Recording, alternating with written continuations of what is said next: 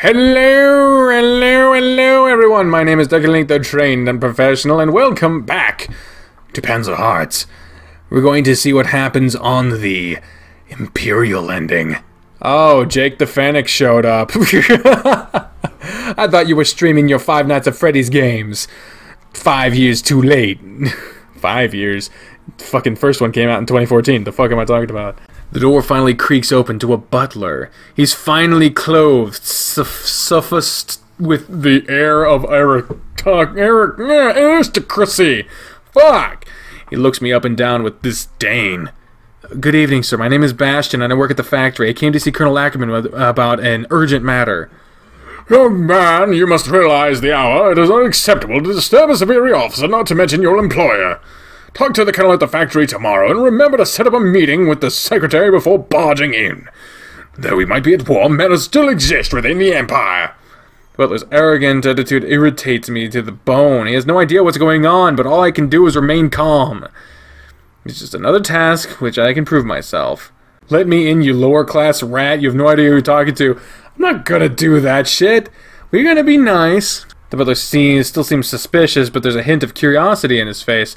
He mulls over his options. I think I could press further. Would you be so kind enough to tell the colonel that Bastion is here to see him? He will thank you for letting me in after I tell him what's going on. Yes, with your matter pertains. It's a matter of national security, and I must deliver the message directly to the colonel himself. Thick invasion. Boy, you ain't never gonna be as thick as myself, so you can stop at that shit. He's displeased, but I think he realizes he's out of options. Very well, young sir. Wait here, I'll get the colonel. After a pause, he drops his prim facade and adds ominously, You better have some really precious information. He shuts the door. Outside, in the cold, dark night, I hear his footsteps. Footsteps! Climbing the stairs. I feel humiliated. I want to teach him a lesson, but I must put my personal feelings aside for the moment. It's just too important. Heavier footsteps trip down the stairs. The door opens. Bastion, what are you doing here, standing outside? Come on in. Sorry, I apologize for bothering you at this hour, but I have very important information that needs to be delivered immediately. Well, come in first. We can talk inside. Yes, sir. I follow Contour into this house. Someone has put a lot of thought into decorating this place.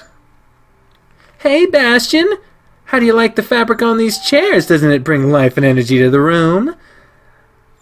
I love the old stuff, but it doesn't hurt to experiment a little, don't you think? It looks really nice in here. Not only an actress, but also an interior designer.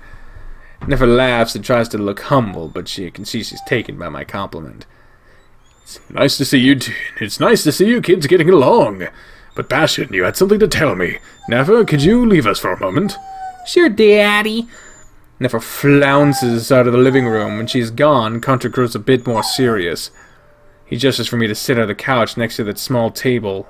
He himself settles into a large armchair. Okay, Bastion, what is it you wanted to tell me? Sir, I've come across information that has grave consequences for the whole Empire. I'm listening. I'm afraid rebels are going to attempt to sabotage the poodle stereotype. Well, how do you know this? I hesitate, but there's no turning back. I heard it from another factory worker. I have to say her name. I'm sorry, Astrid. From which factory worker? I need a name, Bastion. Her name is Astrid. I think she's a covert agent. Contra doesn't show any immediate shock. He looks at me quietly for a while. A shudder runs through me. Finally, I can't stand the silence, and I tell him everything. There's something big happening tomorrow morning. I'm not sure of it, as she didn't tell me the details, but it must be the poodle. She wanted me to come along and join the rebels. But I would never betray the Empire, sir. I came here immediately to tell you the truth. We need to protect the factory, sir. There isn't a lot of time. After another excruciatingly long silence, Contra finally speaks. Okay, Bastion. You have done well. Wait here. Contra gets up and walks into another room. I can hear him dialing a phone. After a few minutes, Contra comes back. When he steps into the living room, his shoulders seem stiff. It's impossible to read his expression. Bastion, I'm going to the factory now to oversee preparations. You will stay here and study the blueprints of the poodle for the assembly tomorrow. You have shown your valor and allegiance for the Empire, And as a token of appreciation, I appoint you as Chief Assembler for tomorrow's assembly. Shut the fuck up! Kata leaves the living room and soon comes back with a set of blueprints. It is exactly the same blueprint I've seen before, so no need to study it. Thank you, sir. I won't let you down, sir. Hearing the commotion, Nefer skips back into the room. Daddy, you going somewhere? Yes, Nefer, back to the factory. It will take a while. Bastion will stay here with you. Tell the butler to prepare the guest room for him. What is it, Daddy? Is it dangerous? Don't worry about it. Bastion? Bastion, what's happening? Why aren't you telling me? It's something very important. We have to act right now, or it might be too late. The Colonel will take immediate precautions, and I will keep you company, so you don't have to be afraid, Nefer. Nefer burst into laughter. Stop talking like I'm a 5-year-old. Yes, sorry. I just wanted to calm things down. It's kinda cute, though, when you act all protective like that. Ahem. Kids, I'm going to the factory now. Bastion, make sure to study the blueprints thoroughly and get plenty of sleep. Tomorrow is a big day. I do my best to hide my grin. Yes, sir. And then I'm left alone with Nefer. My heart throbs painfully. The excitement and release have made me extremely aware of my body. Milady, let me protect you. I take Nefer's hand and kiss it. Smelling her skin provokes a kick to my body. I look at her and suddenly I... Stop it already, you're being foolish. Just told Contra about Astrid and the Resistance.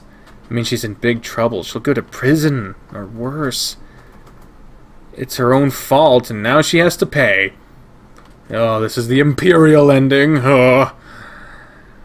I shake off the thoughts of Astrid and start to feel the excitement building in my veins about being in the presence of Nefer. I'm actually enjoying this moment. Her sense slowly reaching each and every cell of my body. With Contour gone, Nefer seizes the opportunity to show me around the house. Look at these chairs. What do you see? I see blue chairs. They're lined up very nicely around the table. Oh, men are such imbeciles when it comes to decor. It's not blue, it's azure. I ordered the fabric from the southern lands to create a more layered atmosphere to the living room. The brownish colors here are so... You know, they just don't carry any emotion. Brown is a composite color, and it doesn't stand out on its own. It just creates mixed feelings, not to mention beige is so last season. Oh, I didn't know she was an expert in colors. But azure is great, strong... But azure is a great, strong, standalone color. It's pure, deep, and infinite, like the sky and the ocean. It opens one's minds to wonder. Have you ever seen the ocean? No, but I've been to the lake in the cloudy forest. I saw some of the other lakes along the way to the front. I haven't really traveled much. Wouldn't it be nice to travel? I'd like to make a great around the world trip one day. Maybe after the war is over. Yes, after the war is over, we'll travel around the world. All around the world! Just come before me. It's a deal then, don't you dare forget it. We both laugh. Nefer's eyes are twinkling, and tonight's hardship feels like it's drifting away. Look at the flowers, aren't they beautiful? Nefer points to a huge bouquet of fresh flowers in the vase along the mantel. They're magnificent. Oh, their beauty is only rivaled by you, Nefer. Nefer prances around the vase like a model in a fashion show. She radiates power. She has a magnetic quality that draws every eye to her. Being so close to her, being able to smell her for such an extended time, it's about to burst. I'm about to burst. Why, thank you, Bastion. I received these among many others from admirers. Since the Great Love premiered, I've gotten a lot of flowers. I've already lost count. A thunder of jealousy strikes my body. I have the urge to kill anyone daring to court Nefer. Take a deep breath and try to keep up the conversation as casual as possible. Oh, that's great. It's a great sign for your career. Yes, it is. I've gotten many new auditions. The admirers don't matter, as the real work is done on the silver screen, but the attention does feel great. Yes, I can see it does. A swell of awkwardness surges forth and engulfs us. Nefer seemed slightly confused and is about to say something when the butler burst into the living room. Ma'am, I prepared a guest bed for Mr. Bastion. Would you like me to escort him to the guest room? No need to. I'll show him myself where it is. Yes, ma'am. The butler leaves, and it is back just to the two of us. I'm suddenly very aware of how alone we are. Nefer must be feeling it too. Well, I'm quite tired. I'll show you to the guest room. But first I want to show you my room, because it's so pretty. She dances down the hall, and I shuffle along and follow her. I follow her into her room, and it is, as she said, really pretty, meeting all my expectations of a high-class bedroom of a young woman of the Empire. Isn't it pretty? It is. I see I've also made decorations in here. Yes, of course I have. I couldn't bear sleeping in an uninspiring environment. I need to display beauty in my work, so I need to be surrounded by beauty too. Does make sense. To be honest, Nefer, your room doesn't even compare to your beauty, Nefer. I just slipped out, but it was my honest opinion. Her room really is pretty, a bit childish, but pretty. On her dresser, she has a mirror and 2 bottles of perfume. Maybe those hold the secret to her astonishing, intoxicating scent. Thinking of her scent makes me realize this room is absolutely full of her. I'm surrounded by Nefer's ubiquitous presence. Nefer's room alone is bigger than Astrid's apartment. This is what it's like to be rich. This could be my future. I made the right decision. Thank you, Bastion. I'm woken up from my dreamy contemplations by Nefer's voice. I look at her and feel intense emotions. Or is it just lust? There's a brief silence. Nefer and I stare at each other, but neither of us move. I'm going to sleep. I'll see you in the morning. She says it, but I can't make myself leave. Our eyes are drawn to one another.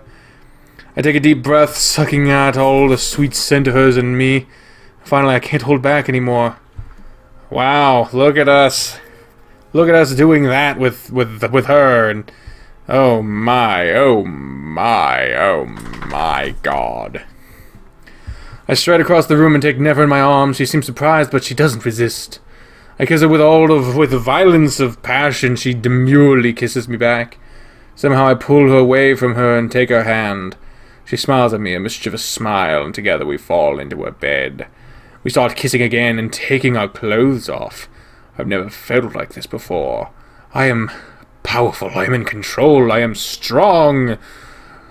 Zool, motherfucker, Zool! Next morning, I wake up in Nefer's room, surrounded by opulence and luxury. In a sharp burst, everything from yesterday comes back to me.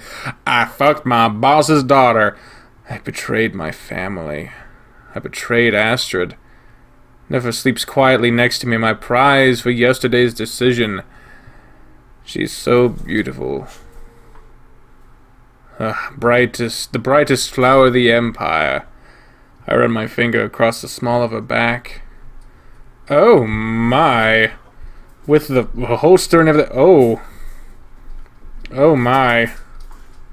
She's quite happy indeed. Good God Almighty. Nefer opens her eyes.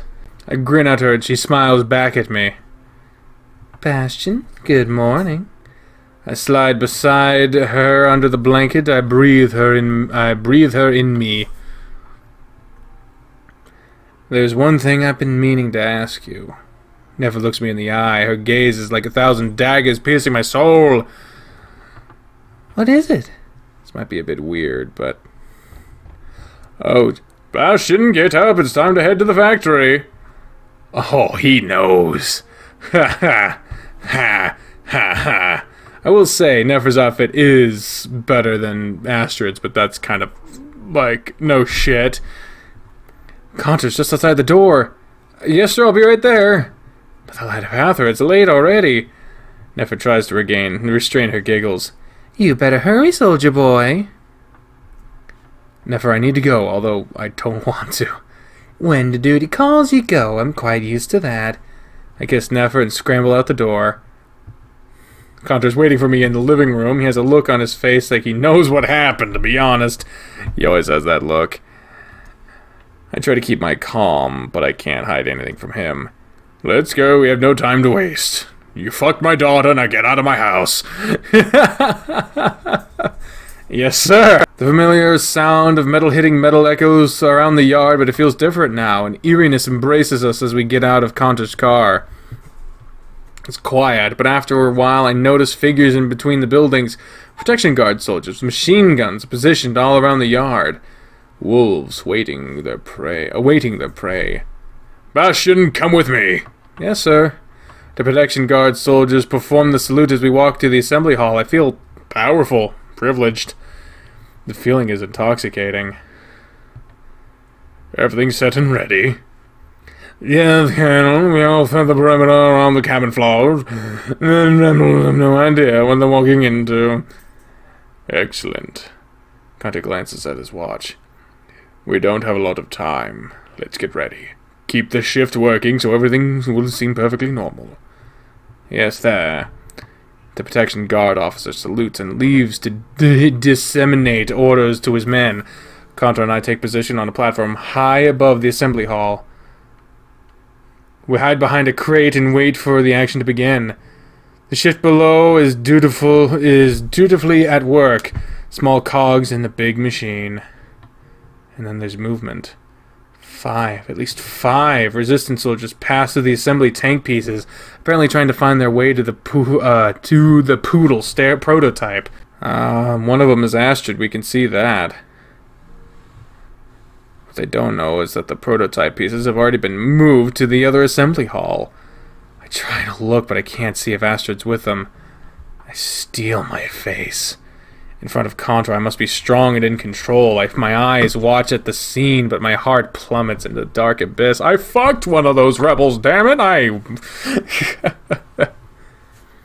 Protection guard soldiers sneak along behind the resistance. None of the rebels have any idea what's coming for them. Adrenaline courses through my veins. My heart pumps violently. I want to jump down into the situation. Contra puts a hand on my shoulder.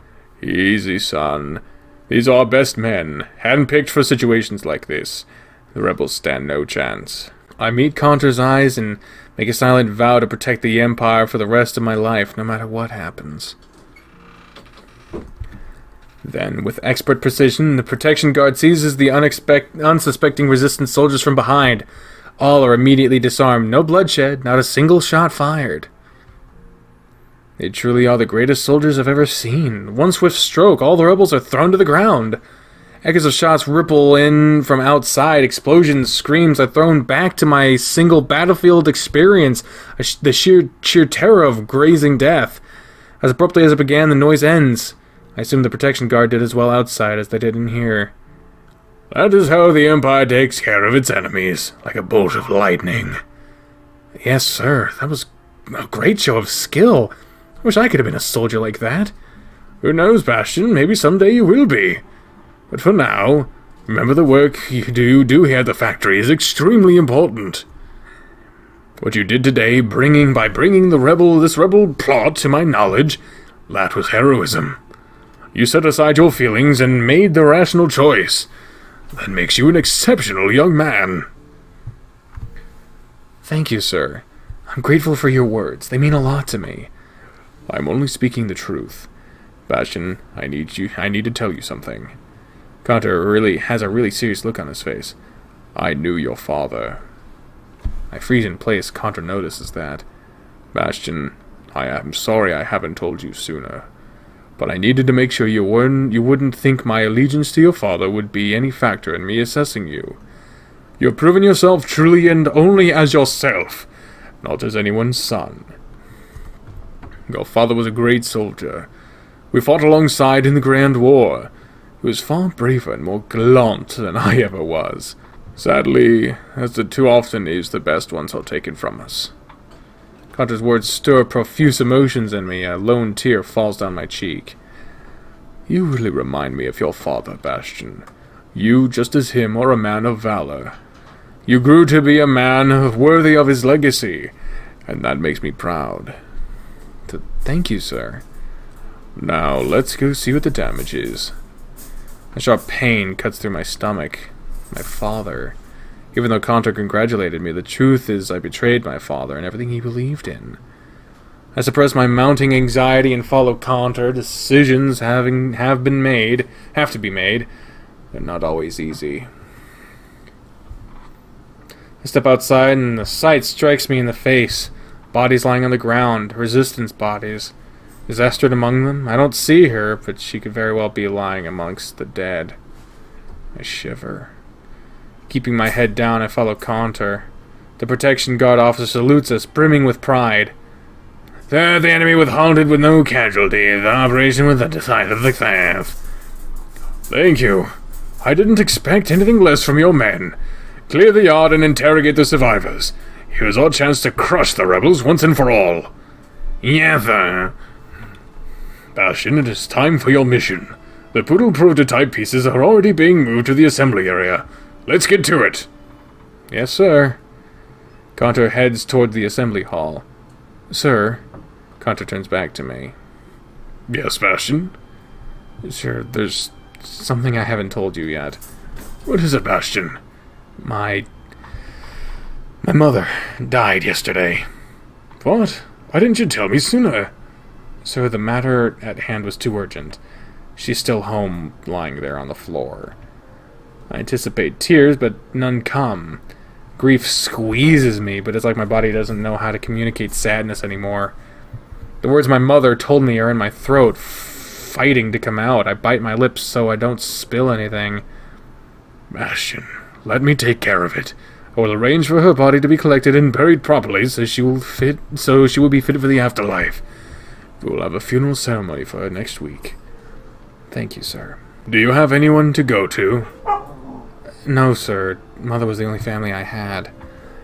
Tonight you will dine with us. Neff and I will figure out where you go from here. I can't express my gratitude enough, sir. I am overwhelmed by your hospitality. Bastion, we take care of our own. I should have realized much sooner your mother was in such bad shape. I apologize for that. We were such good friends with your father. I wish I would have taken care of your family sooner. Well, I am going to do it from now on. Thank you, sir. Now, let's assemble the Poodle. Yes, sir. As Conter said, the pieces of the Poodle tank prototype are ready, brought here by 2 huge trucks. The pieces are tremendously huge. Just the turret piece takes up almost the whole truck platform. Bastion, you will lead the Poodle prototype assembly team today. You are charge of Hans and the others. You are now an assembly supervisor. I expect you to handle this task swiftly and efficiently. Yes, sir. Hans and 2 other factory workers stand at attention. Bastion, sir, the assembly team is ready for work. Get out of the way or thank you. Just be nice. Hans accepts that you are in charge now. Very good. I will execute the assembly myself. Good work having everything ready so soon after the rebel disturbance. I know Hans wanted to be the one building the Poodle, but I'm his boss now. He has to listen to me. It's weird, but at the same time, I'm untouchable. It feels good. Hans should not have called me a brat. I know he'll never do that again. He's gonna, but behind your back. I climb to the crane operator's cabin and start the assembly. Time to build this shit again. Fucking boom. Fucking boom. Fucking boom. Fucking boom. There you go. Dude, I love chicken. I like fried shrimp, but shrimp and anything else is kind of meh to me. I step down for the crane operator's cabin. The Poodle. The machine that will win the war for us. She looks magnificent. Well done. Hunter applauds. The small crowd of people gathered follow his lead. Bravo! Now, let's look at it together. Bastion, describe this machine to us. Yes, sir, this awe-inspiring machine that weighs 888 tons. So if it can't cross most bridges, we've already read this shit. Already read this shit. But last time it was Han saying, but now we already read this shit. We already did. Okay. We are... Jesus. Okay, thank you, Bastion, and superb work on the assembly. My tank crew will be here to surely... The tank crew will take her to a surely successful test ride. Dismissed. We scattered her as the soldiers take over. On the way out, I exchange a glance with Hans, but no words. I've made an enemy, but I'm not afraid. I'm allied with the most powerful man in the factory. Hans starts cleaning up as Contra approaches me. Great work, Bastion. We will meet at the yard after the shift ends. Thank you, sir. Contra leaves and I oversee the cleanup. The day goes by slowly. I order Hans and the other workers to complete their tasks and run a few errands. Occasionally my thoughts start to drift, but I refocus on the task at hand to avoid too much of that. It's not easy to focus on only the present, but this is my path now. I must walk it, come what may. When the bell finally rings to signal the end of the day, I head outside into the dwindling twilight. The factory chimneys are still pushing out their smoke. The birds are still singing. The bikes are still rest on their racks. Only one of them is missing. Bastion, let's go! Contra has appeared behind me. Yes, sir. We climb into Contra's car and head off. Contra's chef has prepared us a wonderful dinner. There are varieties of meat, dumplings, gravy, and splendid wine from the south, not to mention the extraordinary sauerkraut. I hate sauerkraut! Contra, Nefer, some officers, and my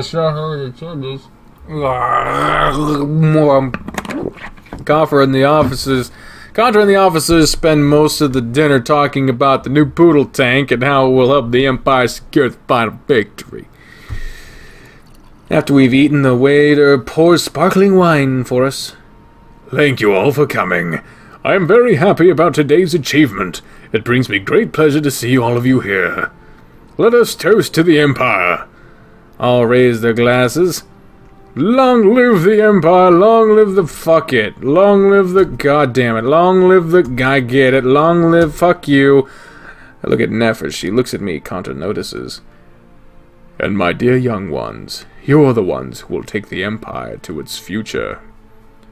To its future! Its future! Everyone beams at one another. I haven't seen so much joy in a room in years. I have an announcement to make. As you have noticed, young Bastion has shown extreme valor in both being a combat veteran and quickly establishing a victorious career in our factory. Also, my dear daughter Nefer has received a role in a new blockbuster film. Everyone claps and cheers, and waiter pours more sparkling wine. I look at Nefer, she will become a star. She has everything it takes. I smile at her and she smiles back at me. These two fine young things make me proud. They are the backbone to the Empire. And what the Empire needs in order to keep prospering are new soldiers, new workers, and new mothers. Family is what unites us. All the officers around us nod to each other. Therefore, I have decided to accept Bastion's proposal to Nefer. Congratulations! What? Contra accepted my proposal to Nefer? But I never proposed! Everyone applauds. What is happening? Look at Nefer, she seems a little shy, ashamed maybe, but most of all obedient. I look at Contra, he smiles triumphantly, full of power, a man who can and will get everything he wants. All I can do is join the cheers of joy, the chorus of joy. For a fleeting moment, I think of Mother, Bruno, and Father. His ba must be looking at me now with disgust. But I had to decide what's best for me. This is my life now. Everything for the final victory. Jesus. And that's the fucking end. Jesus Christ. Well, this is the same credits we got before, but it is the other ending. We already got the Rebel ending, where we possibly got to meet her dad, maybe, or a brother, or I don't know. It's not Hans. We can rule that out because he was there in the factory. Hell yes. LTD. I still love that name. We still don't have the lore option. The fuck do I have to do to get the lore option? Ah, well. There you go. So, I don't know how to get the lore option, but needless to say, we have seen 2 of probably multiple endings if you get all the affection points or whatever, because we made a few not so nice choices for Astrid and Nefer, where we blew Astrid off to go to the movies with Nefer, and we blew Nefer off to go to... we said that we were at the park with another girl, so I imagine those are better endings. We're going to go ahead and end the series here. I'll probably play around more with this game and see the more of the endings, see what changes if you stick to one girl the entire time. But as far as the series is concerned, it is finished. So thank you all very much for watching this episode, and until next time, ladies and gentlemen, I have been the trained unprofessional, speaking with the voices in my head when I say, fare thee well. Bye, everyone!